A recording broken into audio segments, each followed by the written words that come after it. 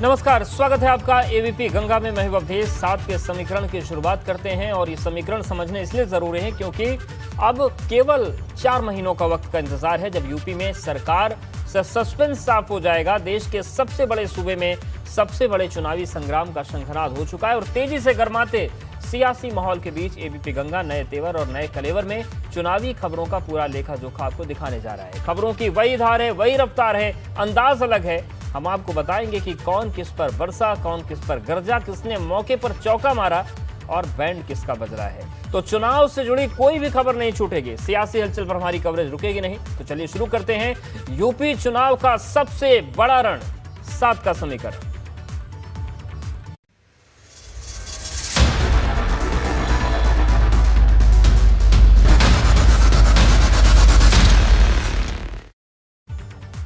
तो उत्तर प्रदेश विधानसभा चुनाव से पहले अपनी जीत की तैयारियों को अमली जामा पहनाने के लिए पूर्वांचल पर फोकस कर दिया। इसी कड़ी में एक बार फिर प्रधानमंत्री नरेंद्र मोदी पूर्वांचल को बड़ी सौगात देने वाले हैं, जो भाजपा के लिए चुनाव का बड़ा दांव साबित हो सकता है।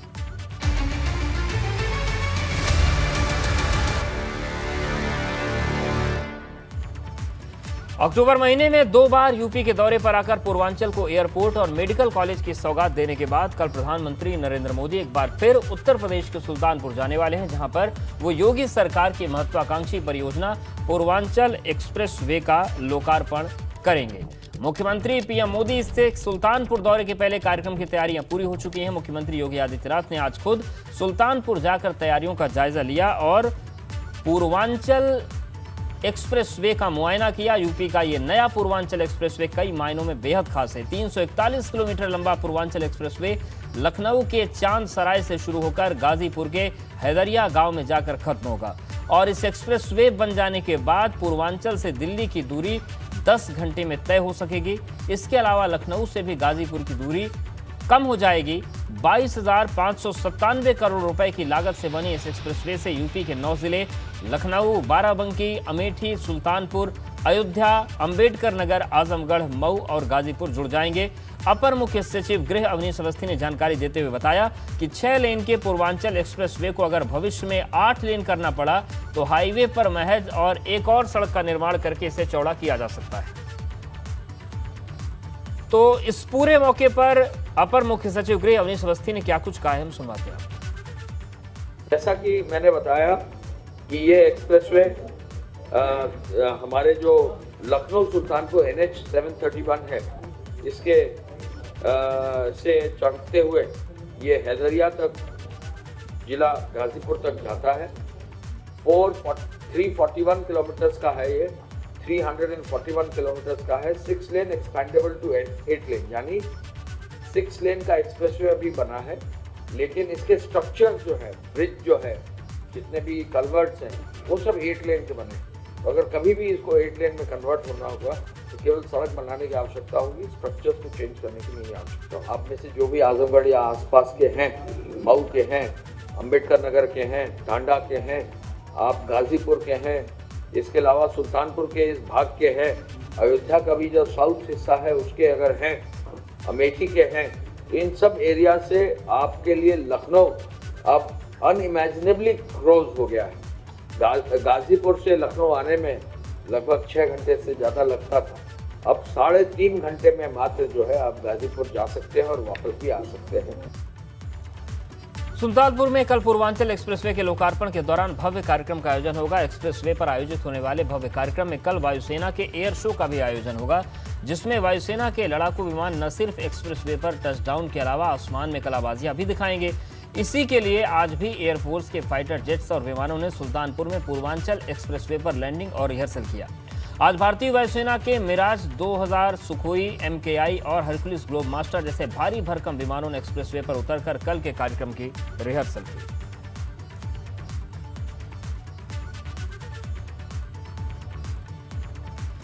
एबीपी गंगा संवाददाता नीतीश पांडे ने अंबेडकर से पूर्वांचल एक्सप्रेसवे पर सफर किया और लोगों से बात करके जाना कि उन्हें पूर्वांचल के विकास के इस एक्सप्रेसवे से कितनी उम्मीदें हैं।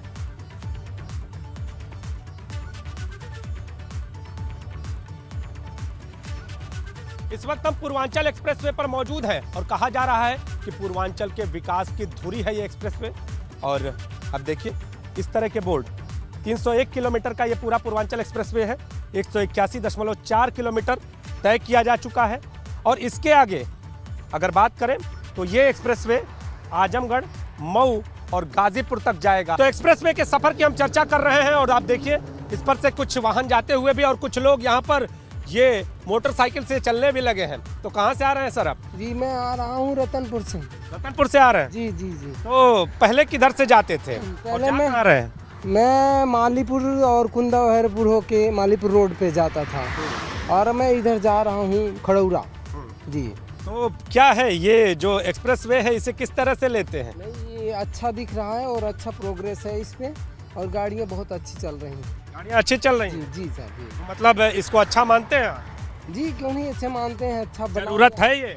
क्यों नहीं, सबसे अच्छी ज़रूरत है। हमें इससे हमको बेनिफिट है, प्रोग्रेस है और जल्दी भी हो रहा है, टाइम का लॉस नहीं होता, बच भी रहे हैं हम। तो समय बच रहा है इनका और ये तारीफ करते नजर आ रहे हैं। आगे का सफर कैसा है ये हम आपको अपने इस वाहन से दिखाएंगे। अम्बेडकर नगर से हम आगे बढ़ रहे हैं और आप देखिए ये जो सफर है शायद आपको इस पूरी सड़क पर कहीं जर्क नहीं मिलेगा। तो अम्बेडकर नगर से आगे की ओर हम बढ़ चुके हैं और आप देखिए ये पूर्वांचल एक्सप्रेसवे किस तरह से यहाँ की विकास की धुरी बना हुआ है।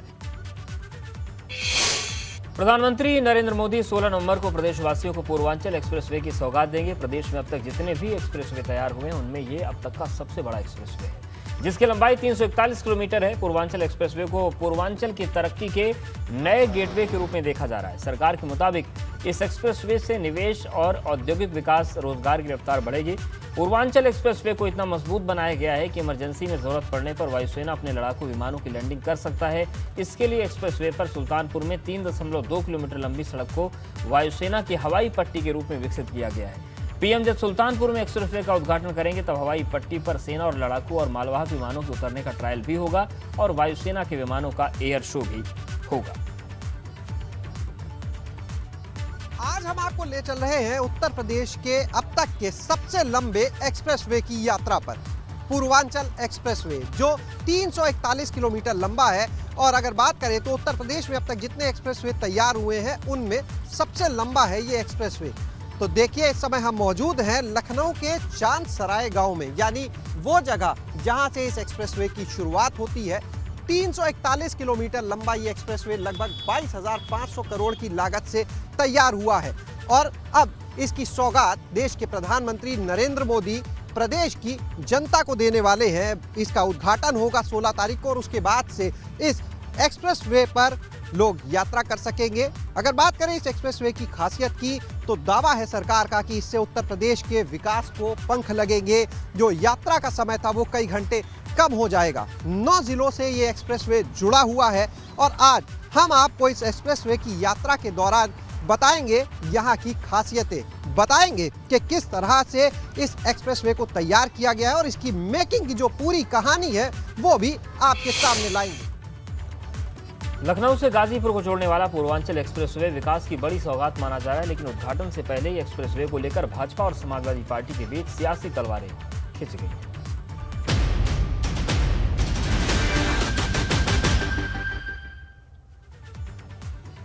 पूर्वांचल एक्सप्रेसवे के उद्घाटन से पहले सत्ता पक्ष और विपक्ष में जुबानी जंग छिड़ गई है। सपा अध्यक्ष अखिलेश यादव इसे लेकर लगातार हमलावर हैं। अखिलेश ने पूर्वांचल एक्सप्रेसवे को समाजवादी सरकार की परियोजना बताते हुए कहा कि यूपी सरकार सपा की सरकार में घोषित योजनाओं का उद्घाटन कर रही है। अखिलेश के इस बयान पर सीएम योगी ने पलटवार करते हुए कहा कि जनता ने उन्हें उद्घाटन के लायक छोड़ा ही नहीं, सिर्फ शोर है।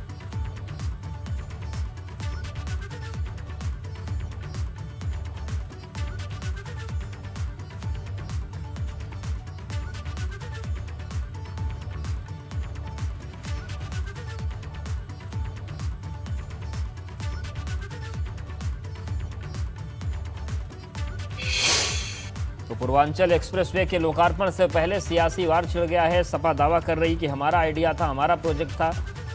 वहीं बीजेपी की तरफ से भी पलटवार आया है। सीएम ने भी कहा कि जनता ने इस लायक छोड़ा ही नहीं कि ये उद्घाटन कर सके।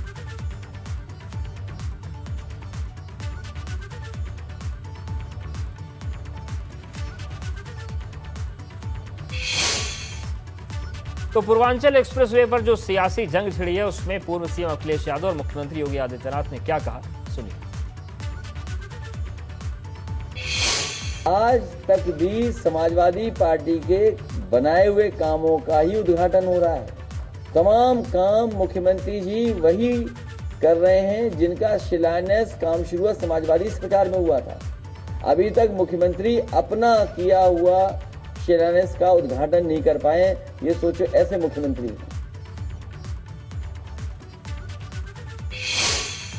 वहीं अखिलेश के बयान पर यूपी भाजपा ने भी ट्वीट करके अखिलेश यादव को जवाब दिया है। बीजेपी ट्विटर हैंडल से ट्वीट करके लिखा गया कि जिस हिसाब से कागजी एक्सप्रेसवे का झूठा ढोल अखिलेश यादव पीट रहे हैं, उनका अगला ट्वीट होगा कि राम मंदिर भी समाजवादी पार्टी की सरकार ने बनवाया है। ये क्रेडिट भी ले ही लीजिए अखिलेश जी, जब इतना झूठ बोल दिए तो एक झूठ और सही तो तंज कसा गया है।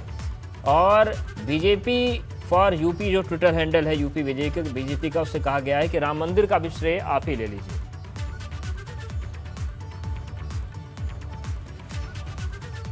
उत्तर प्रदेश विधानसभा चुनाव को लेकर तमाम सियासी दलों ने अपनी तैयारियां तेज कर दी हैं। सत्ता पक्ष हर क्षेत्र में बाजी मार लेना चाहता है। इसी के तहत भाजपा की चुनावी घोषणा पत्र समिति की पहली बैठक बुधवार को लखनऊ में होगी, जिसमें घोषणा पत्र समिति के सभी 9 सदस्य शामिल होंगे। आपको बता दें कि वित्त मंत्री सुरेश खन्ना चुनाव घोषणा पत्र समिति के अध्यक्ष हैं, जबकि 2 मंत्री 6 सांसद घोषणा पत्र समिति के सदस्य बनाए गए हैं। इस दौरान सुरेश खन्ना ने कहा कि घोषणा पत्र सर्व समावेशी और सर्वहितकारी होगा।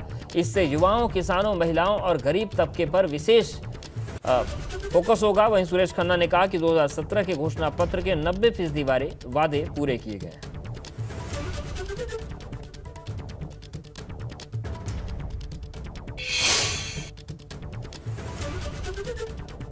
आने वाला जो हमारा चुनाव घोषणा पत्र होगा, जो संकल्प पत्र होगा, वो सर्व समावेशी और सर्वहितकारी होगा और विशेष रूप से युवाओं पर, किसानों पर, महिलाओं पर तथा कमजोर वर्गों पर हमारा विशेष रूप से फोकस रहेगा। सबका साथ, सबका विकास, सबका विश्वास, ये आपको देखने को मिलेगा।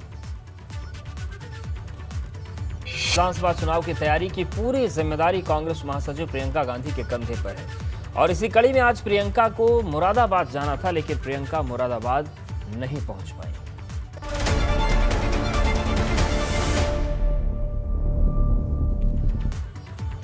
मुरादाबाद में आज प्रियंका गांधी का दौरा था, लेकिन उनकी तबीयत खराब होने की वजह से वो रद्द हो गया। प्रियंका गांधी को आज सोमवार को मुरादाबाद में कांग्रेस प्रतिज्ञा सम्मेलन में शामिल होना था, लेकिन दौरे से पहले तबीयत खराब हो जाने की वजह से प्रियंका गांधी मुरादाबाद नहीं पहुंच पाई। वहीं कांग्रेस अल्पसंख्यक प्रकोष्ठ के राष्ट्रीय अध्यक्ष इमरान प्रतापगढ़ी का कहना है कि कांग्रेस का काफिला प्रियंका गांधी के नेतृत्व में आगे बढ़ चुका है, जो अब रुकने वाला नहीं है। जनता महंगाई की मार से ग्रस्त है और अब बदलाव चाहती है। इमरान प्रतापगढ़ी ने एबीपी गंगा से खास बातचीत की और शायराना अंदाज में सरकार पर निशाना साधा। इमरान जी, बात की जाए तो कांग्रेस के जो कार्यकर्ता हैं वो काफी ज्यादा हताश और निराश है, घरों में बैठे थे, क्योंकि जो जमीन कांग्रेस ने पहले बनाई थी वो कहीं ना कहीं अब खो दी है। तो उस जमीन को पुनः पाने के लिए किस तरीके की कवायद होगी 2022 में? दरअसल आप ये जो सारी बात कह रहे हैं ये साल भर पुरानी है। साल भर में सिनेरियो बदल चुका है। पिछले 3 महीने में कांग्रेस पार्टी ने ये दिखा दिया उत्तर प्रदेश में कि हम 1-1 लाख की रैलियां कर सकते हैं, हम बड़ी तादाद में जनता से संवाद कर सकते हैं। और आप देख रहे हैं कि प्रियंका जी बनारस गई, जो मोदी जी का संसदीय क्षेत्र है, वहां 1 लाख से ज्यादा की भीड़, आपके चैनल ने विजुअल दिखाए। हमने गोरखपुर में इतनी बड़ी रैली की जिसकी कल्पना नहीं की जा सकती थी, वहां पे हमने 1 लाख से ज्यादा की भीड़ इकट्ठी की, आपके चैनल ने विजुअल दिखाए। और अब हम पदाधिकारियों से संवाद कर रहे हैं। तो जो आप कह रहे थे कि हताशा थी, वो हताशा अब उत्साह में बदल चुकी है। कार्यकर्ता तैयार हैं, प्रियंका जी का करिश्माई नेतृत्व हमारे पास है, हम बहुत शानदार तरीके से चुनाव लड़ेंगे। उत्तर प्रदेश में बिना हमारे कोई सरकार नहीं बनेगी। लेकिन अगर इमरान जी बात की जाए तो आप एक कवि भी हैं। अगर इस प्रतिज्ञा सम्मेलन को आपकी कविता के माध्यम से अगर जनता तक पहुंचाया जाए तो वो 2 लाइन क्या होंगी? देखिए, मैं तो लगातार, देखिए, सिर्फ प्रतिज्ञा सम्मेलन ही नहीं, हमारे कार्यकर्ताओं के साथ, उत्तर प्रदेश की जनता के साथ, किसानों के साथ, नौजवानों के साथ, अल्पसंख्यकों के साथ, दलितों के साथ, ये सरकार जो अत्याचार कर रही है, हम तो उस पर खुल करके कह रहे हैं कि आवाम का है, किसान का है, सवाल लोगों की जान का है। आवाम का है, किसान का है, सवाल लोगों की जान का है। हैं जो भी शामिल हैं, जो भी कातिल, उन्हीं से इसका जवाब लेंगे। सनद रहे हम हिसाब लेंगे। हम लगातार ये कह रहे हैं कि जमहूरियत को कुचलने वाला ये काम तेरा नहीं चलेगा। यहाँ पे हिटलर मुसोलिनी सा निज़ाम तेरा नहीं चलेगा। ये जुल्म की नफरतों की जितनी चलाओ आंधी नहीं डरेंगी। वो और होंगे जो डरते होंगे, प्रियंका गांधी नहीं डरेंगी।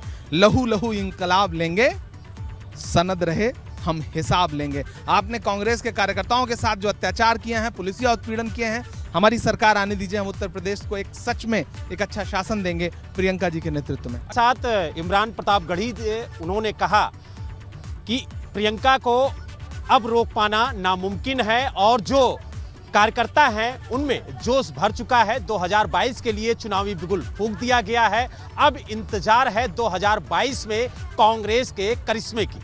मुरादाबाद से वीडियो जर्नलिस्ट कपिल सोलंकी के साथ बलराम पांडे, एबीपी गंगा।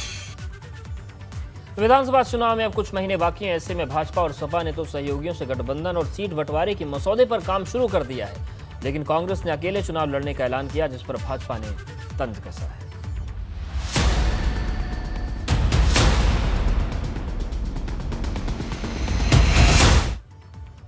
मेरठ से भाजपा सांसद राजेंद्र अग्रवाल ने विपक्ष पर तंज कसा है। कांग्रेस के अकेले चुनाव लड़ने पर उन्होंने कहा कि कांग्रेस के साथ कोई जाना नहीं चाहता, तो अकेले चुनाव लड़ना उनकी मजबूरी है।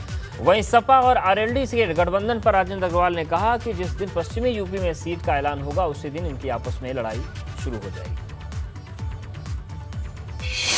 साथ आने के लिए तैयार नहीं है, क्योंकि प्रत्येक इंडिविजुअल व्यक्ति को, प्रत्येक दल को ये लगता है कि कांग्रेस का कोई भी आधार बचा नहीं है और इसलिए कोई आ नहीं रहा है। कांग्रेस के बारे में समाप्त हो गई है। कांग्रेस के पास कुछ नहीं है, ना जनाधार है, ना विचार है।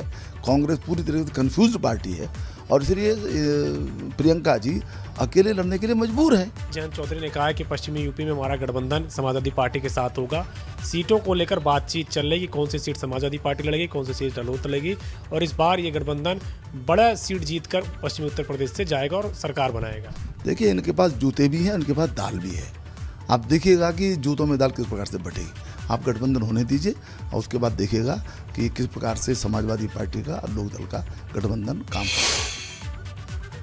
यूपी चुनाव से पहले हर पार्टी दावा कर रही है कि समाज का हर वर्ग उनके साथ है, लेकिन इस दावे के साथ ही सभी पार्टियां जातियों को लुभाने के लिए एड़ी चोटी का जोर लगाए हुए हैं।